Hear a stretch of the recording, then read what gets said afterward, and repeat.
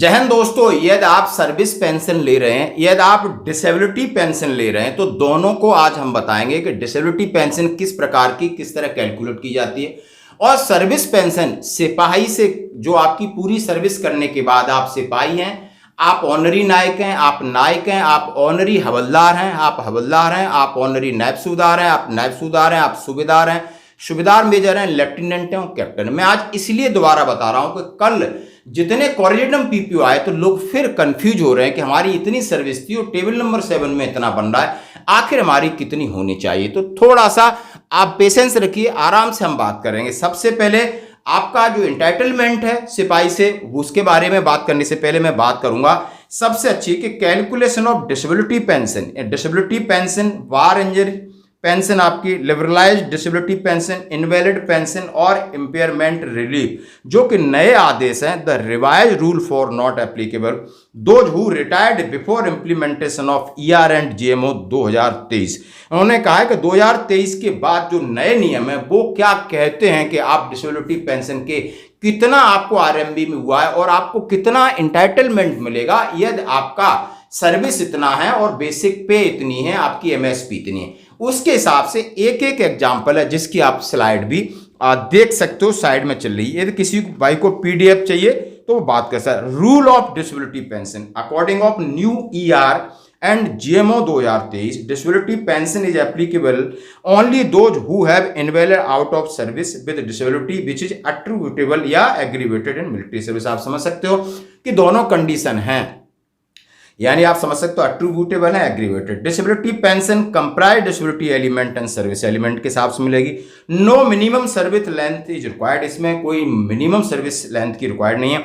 1% disability will be उनका broad banded to 50%। यदि आपको 1% 5% है तो वो 50% में कन्वर्ट किया है। कैलकुलेशन ऑफ सर्विस एलिमेंट, यानी बात कर रहा हूं जैसा आप स्लाइड में देख रहे हो कि कैलकुलेशन ऑफ सर्विस एलिमेंट्स क्या है। यह service element of 50% of last reckonable elements, जो आपको लास्ट में जो आपके इंटाइटलमेंट है उसका 50% आपको सर्विस एलिमेंट के हिसाब से पेंशन मिलती है। जैसा कि आप मान लीजिए आपकी बेसिक पे 34,200 है, एमएसपी 5,200 है, क्लास पे 600 है, यानी आप टोटल 40,000 आप पे ले रहे तो आपका, और disability aggravated by military service है और असेड बाय आरएमबी 5% उसमें बनी गई है, to be broad बैंडेड bye 50%।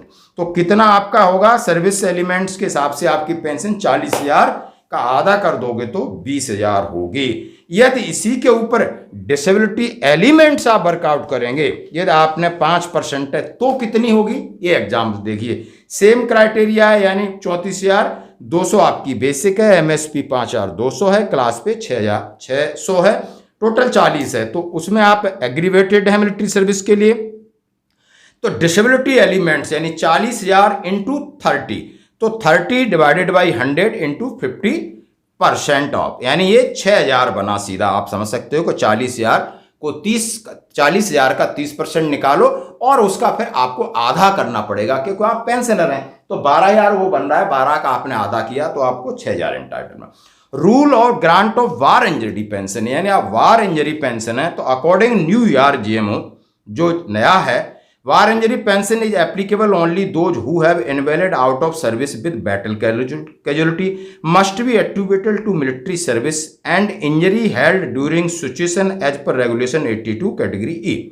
War injury pension comprise war injury element and service element. No minimum service length is required, up to 50% disability will broad banded to 50%, more than 50% up to 75%, more then 75 है तो 100% के calculate किया जाएगा। Situation when war injury pension admissible, क्या क्या situation है। Enemy action में, international war action during deployment with peace keeping mission, border, मतलब ये आप वार इंजरी समझ सकते हो कि उस वार सिचुएशन में आपके साथ इंजरी हुई है। Situation when the war injury pension admissible, यदि आपको पेंशन चाहिए तो उसके लिए क्या क्या पूरी चीज हैं इसके अंदर आपको चाहिए, ले सकते हो। अब मैं करूंगा कैलकुलेशन ऑफ सर्विस एलिमेंट्स हैं उनके, जैसे कि बता चुका हूं कि टोटल आपकी 40,000 से सर्विस एलिमेंट आपके 20,000 पेंशन बनती है। अब इसको वार इंजरी एलिमेंट्स में कन्वर्ट करना है तो आपको किस तरह करेंगे, जैसे कि बताया गया है कि वार इंजरी एलिमेंट 40,000 इंटू 100 इंटू 50%, यानी 20,000 हो गई। और आप समझ सकते हो, और ये आपको 20,000 आपकी पेंशन और 20,000 आपकी वार इंजरी एलिमेंट्स, यानी 100% आपको मिलेगा, ये मिलेगा। Rules of grant liberalised disability pension के क्या क्या हैं, जैसे उन्होंने रूल्स दिया हुआ है। Rules of grant liberalised disability pension के लिए क्या क्या कंडीशन है, डेथ कहाँ कहाँ किस कंडीशन बोलती है। तो ग्रांट ऑफ और डिसेबिलिटी पेंशन आप चाहते हो तो इसका PDF ले सकते हो। कैलकुलेशन ऑफ सर्विस एलिमेंट यदि आपके 40 से 20,000 हैं और आप लिबरलाइज पेंशन ले रहे तो वो लगभग आपकी जाके उसका एक अलग फॉर्मूला है कि 40,000 इंटू 80%, यानी 32 निकला। और सर्विस एलिमेंट आपके 20 हैं तो 32 और में से आप समझ सकते हो 20 माइनस करिए, 12,000 आपका एक्चुअल एलिमेंट्स ये बनता है। इनवैलिड पेंशन का दिया हुआ है, कैलकुलेशन ऑफ इनवैलिड पेंशन किस तरीके से निकालते हैं, और इस तरीके से आपको कैलकुलेशन ऑफ इम्पेयरमेंट रिलीफ कैसे निकालते हैं, वार इंजरी रिलीफ कैसे होता है, कैलकुलेशन ऑफ वार इंजरी कैसे होता है, सारा PDF आपको चाहिए तो एक बार इसकी कंडीशंस पढ़ सकते हो, कंडीशन के साथ एग्जाम्पल दिया हुआ है। अब मैं बात करूंगा यदि आपके कोरिजिनम PPO आते हैं, तो यदि आप सिपाही हैं 15 साल सर्विस है तो आपका 20,325 होना चाहिए। यदि आप ऑनरी नायक हैं तो भी 20,325। यदि 15 साल में आप नायक और नायक TS हैं तो 20,682 होना चाहिए। यदि आपकी सर्विस 17 साल के सिपाही हैं तो 20,463। ऑनरी नायक हैं तो भी 20,463। यदि आप नायक हैं तो 21,488 होना चाहिए। यदि आपकी 19 साल सर्विस है, यदि आप सिपाही हैं बाई ग्रुप के, 21,425। ऑनरी नायक हैं तो 21,425। नायक TS हैं तो 22,151 होना चाहिए। दोस्तों मैं ब्रैकेटिंग के हिसाब से बता रहा हूँ। यदि आप सीधा सीधा चले जाते हो, 22 साल में यदि आप नायक हैं तो आपकी 23,569 होनी चाहिए। 24 साल में यदि आप नायक हैं तो 23,569 आपकी होनी चाहिए। अब आते हैं ऑनरी हवलदार की। यदि आप ऑनरी हवलदार हैं और सर्विस आपकी 22 साल है और 22 साल है तो 23,625 ऑनरी हवलदार की होगी। ये आप हवलदार हैं 22 साल में, 24,763 आपके हवलदार की होगी। 24 साल सर्विस के आप ऑनरी हवलदार हैं तो 23,625 ऑनरी हवलदार का होगा। यदि आप पक्के हवलदार हैं तो 24,763 होगी। यदि आप ऑनरी नायब सूबेदार हैं तो 25,738। इस फिगर को मैं दोबारा बोलूंगा। ऑनरी हवलदार 24 साल सर्विस 23,625, हवलदार हैं 24 साल के तो 24,763, ऑनरी नायब सूबेदार हैं तो 25,738, यानी ये तीनों कंडीशन लागू होती हैं। यदि आप 26 साल में आप हवलदार ही हैं तो 25,582 बनता है। ऑनरी नायब सूबेदार है तो 26,738 बनता है दोस्तों ऑनरी नायब सूबेदार के लिए। अब मैं सीधा जंप करके जाऊंगा, नायब सूबेदार की सर्विस है और सूबेदार की। अब इनकी मैं शुरू करूंगा 26 साल से। 26 साल के आप नायब सूबेदार हैं तो 26,900 आपकी बनती है। सूबेदार हैं तो 28,800। अब मैं सीधा 28 साल पे आता हूं। यदि आप नायब सूबेदार हैं तो 27,950 बनती है और आप सूबेदार हैं तो 30,175 बनती है। यदि आप समझ सकते हो, आप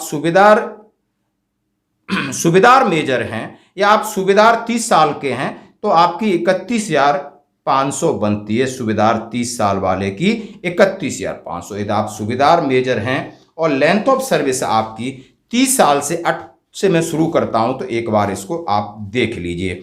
यदि आप 30 साल के सूबेदार मेजर हैं तो 34,425, 31 के हैं तो भी 34,425, 32 के हैं तो 34,575 और उसके अलावा जितना भी सर्विस किया है तो 34,575 होगी।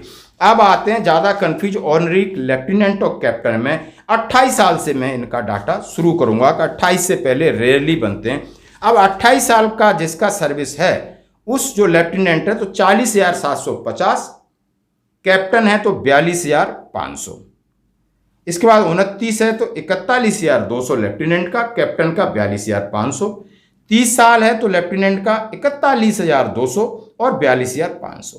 30.5 साल है यानी 30 साल 6 महीना है तो लेफ्टिनेंट 42,050 और कैप्टन 42,500। यदि आप 31 साल हैं, लेफ्टिनेंट हैं तो 42,625, कैप्टन हैं तो 42,625।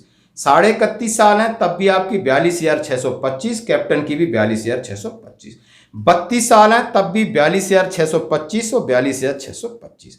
अब बात आती है कि 32 साल 6 महीने और 32 साल 3 महीने, 3 महीने को 6 महीने में राउंड ऑफ किया जाएगा तो आपकी 46,300 दोनों की बनती है। इसके ऊपर भी जाते तो 46,300 बनती है। तो दोस्तों ये मैं इसलिए दोबारा आज बोल रहा हूं ताकि बार बार कॉरिजेंडम पीपीओ आ रहे, बार बार लोग हमको मैसेज करते हैं कि सर मैसेज ऐसा आया है और आपने टेबल में ऐसा बताया है। यदि आपको टेबल चाहिए मिल जाएगा, और आपको calculation of disability pension PDF आ जाएगी, मिल जाएगा। आप खुद देख सकते हो, अपनी चेक कर सकते हो, ग्रेविंस डाल सकते हो। पहले पूछ लेना कि आपने ऐसा क्यों किया, आपके पास किस डाटा के हिसाब से आपने हमें हमारी पेंशन को संशोधित किया और कॉरिजेंडम निकाला। दोस्तों कोई भी क्वेरी होती है तो मेरे व्हाट्सएप पे आप मैसेज कर सकते हो। धन्यवाद।